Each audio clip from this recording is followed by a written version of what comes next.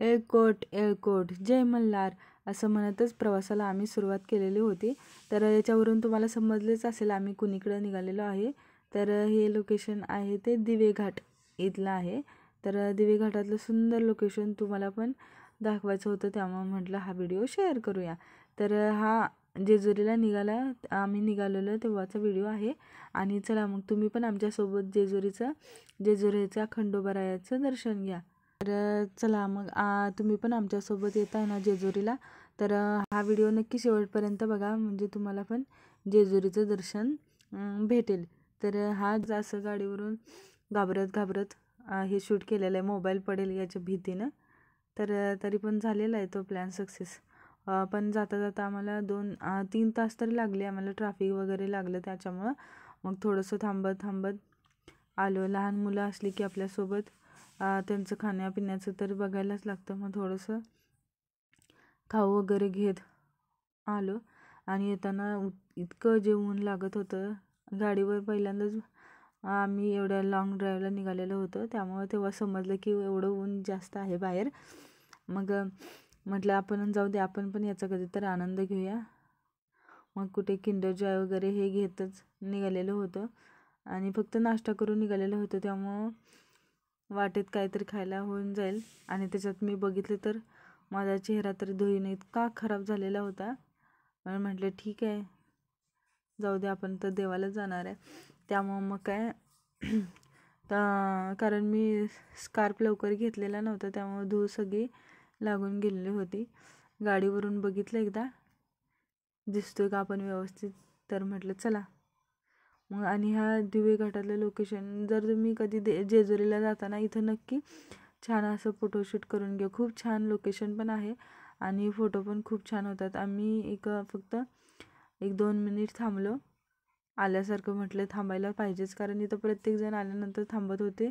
छान असा स्पॉट होता। त्यातून जाणारा प्रत्येक माणूस हा या मूर्तीचं दर्शन घेतल्याशिवाय जाणार नाही।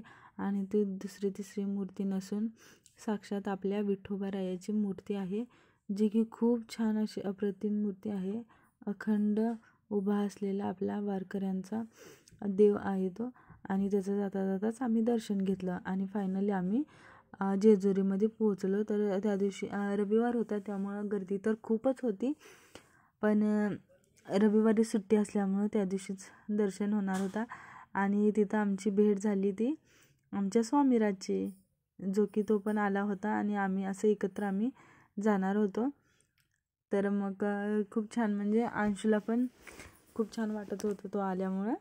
मग आम्ही पुढे गेलो तर इतकी गर्दी बघून मुलं पण थोडंसं रडायला लागले, कारण खूपच गर्दी होती। आणि नवरात्री असल्यामुळे, खंडोबाचे उपवास असल्यामुळे तेव्हा खूपच गर्दी होती।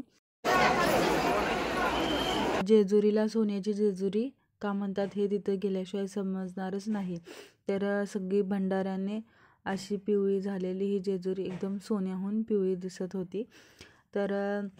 तर जेजुरीचा खंडोबाराया हे महाराष्ट्रातील एक लोकप्रिय कुलदेवता आहे, ज्याला मार्तंड भैरव आणि मल्हारी म्हणूनही ओळखले जाते।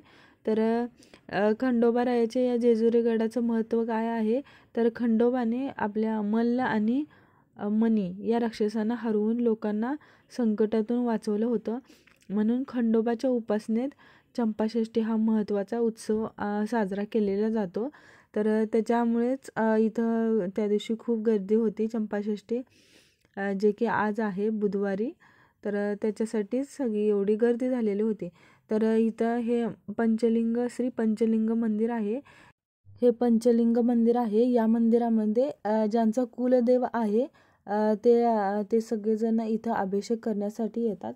तर हा खंडोबाचा अभिषेक करताना पुजारी आहे ते तुमच्या नावावर आणि गोत्रावर संकल्प करून पूजा करतात। तर या पूजेमध्ये गुरुजी देवाला जल, दूध, भंडारा आणि फुले आणि इतर पूजेचे साहित्य अर्पण करतात।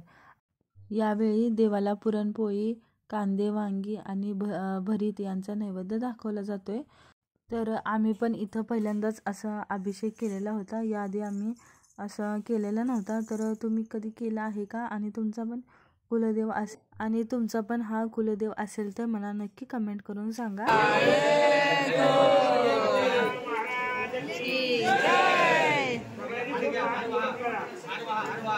असं वाटतं यशस्वी केल्यासारखं दिसतंय.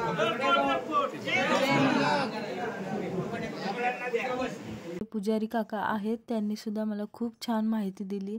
तिथल्या प्रत्येक गोष्टीची ते माहिती देत होते, पण तिथे आवाज जास्त होता त्यामुळं जास्त काही सांगता आलं नाही.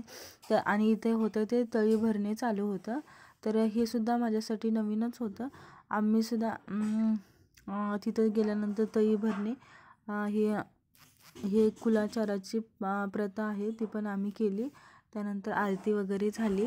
तर तळी भरणे यामध्ये काय करतात तर तांब्याच्या ताटलीत हळदी, कुंकू आणि इतर पूजा साहित्य घेतले जाते आणि यावेळी 3 वेळा ताटली उचलून वर खाली केली जाते आणि त्यावेळेला सदानंदाचा येळकोट येळकोट येळकोट जय मल्हार असा जयघोष केला जातोय. तर हे आपल्या कुलस्वामीचा आशीर्वाद आपल्यावर कायम राहण्यासाठी ही पहिल्यापासून आलेली प्रथा आहे.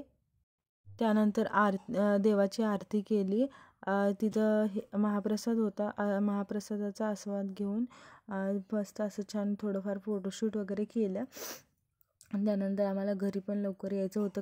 असं हे खूप छान पद्धतीनं असं दर्शन झालेलं होतं. आणि हा आमचा व्हिडिओ तर कसा वाटला, आवडला असेल तर लाईक, शेअर आणि आपल्या चॅनलला सबस्क्राईब करा.